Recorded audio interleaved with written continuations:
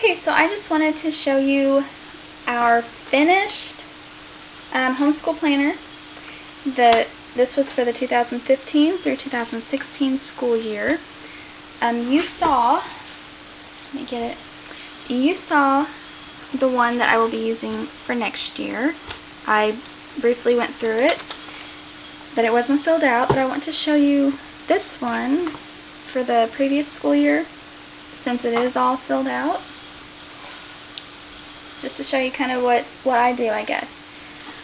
Okay, so I have this clear cover here, but I have it to the side to hopefully reduce the glare. So I have some tabs up here. School year planning, weekly lessons 5. The 5 means for my 5th grader. She was in 5th grade last year. And weekly lessons for 2, which means my 2nd grader last year. Then I have records and logs and curriculum planning. Okay. This is set up, my one for next year, if you saw that video, it is set up differently than this one. You know, each year you decide that you want to switch things around and move them, so. Okay, but all of my planners start off with, here's the, some stuff about the Bible, what it says about, sorry, I'm tongue-tied again.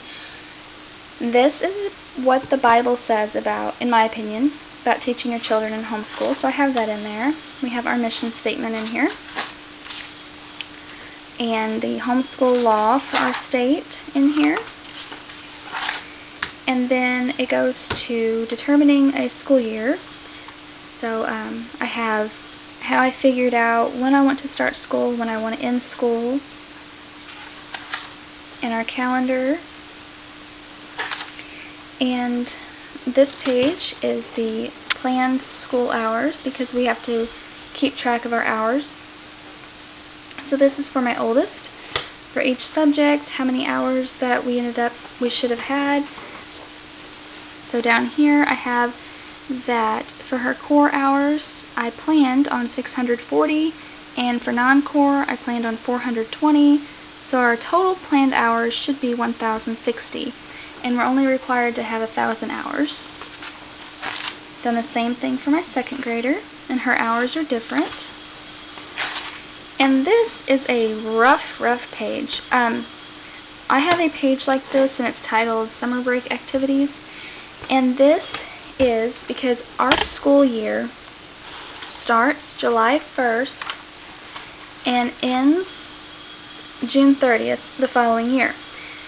But we do not do any bookwork until like the 2nd week in August, and we do bookwork from then until like the end of April. But we still do things that could count as school. So I use this sheet for just a whole month of July, and then the next June I use the sheet also for the whole month of June for things that could be counted for school. So that's what this is. And this is like her very first week where we started school. We basically just done it on that Monday. But these are all just her weekly planners. Okay. And you can see some weekly planners here. Alright, so the next one, anyway, so they just have, week after week after week after week. So that's what these are. And the next one is for my 2nd grader last year, and her section is just like this, except for it's hers. And she also had one of those July sheets as well, but this is her planner, and they each have different colored boxes.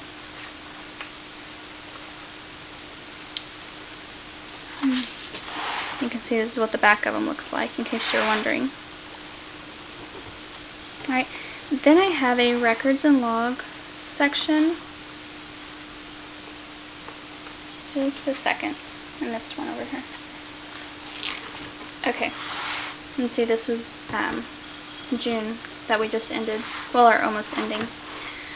Okay, and for our records and log section, we have their weekly hour log, because like I said, we have to keep track of the hours. So this is what I do. I just keep a running total, and I do not, you can see when we actually start school, like in August here, I actually put the dates.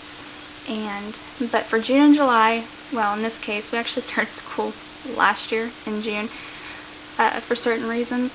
But anyway, normally it'll say July, and I'll just put like that whole month and just how many hours we done in core and non-core, and then it's just a running total. Okay, so that's what that is. And here, when we finished school, when she finished school in April, she actually had 612 hours for core, so she was good to go.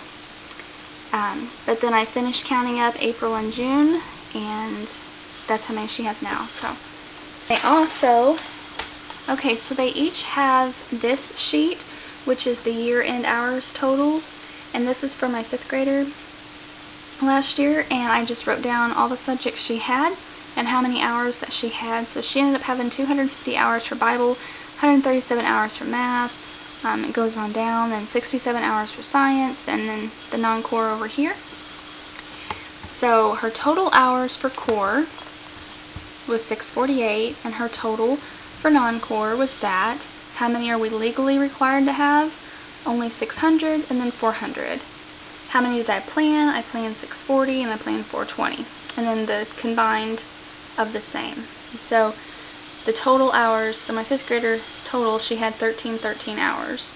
And we only had to have 1,000, and I only planned 1060. So anyway. And then my 2nd grader has a page like that. And they each also have a report card that I had made here. And I keep that too, which they also have a copy that goes in their portfolios. And that's my 2nd graders. The next tab was curriculum planning here. So this is just a bibliography of all the resources that I used, like the books and stuff. So for our Bible was every day. These are all the books that we used for Bible. These are the books for math, and it was daily. This is science and health was weekly. These are all the books we used for science.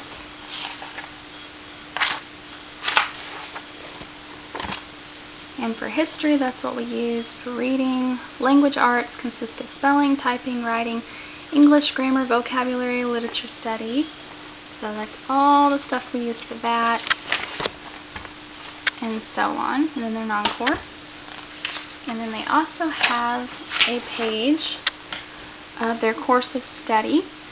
So what this is I just typed up kind of things that they'll be focusing on or learning during that school year. So like this is what she was learning during math.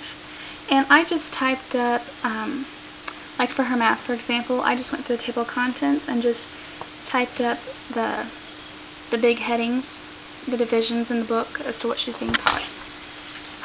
So, and then another thing I done is I went through each book that we used, and I made a copy of all the table of contents for more detail, and that's what all of the rest of this stuff is. It's for my 5th grader and my 2nd grader, and I highlighted what we used out of it. So that is how I have my planners, and keep track of all of it and keep the records and logs. That is what I do. I will link the video that I've already done where I can't remember exactly how I do it. I think I go through it briefly for my planner for the upcoming school year, but I'll put that as a card in this video. But anyway, if you have any questions or comments, just ask, and thank you for watching.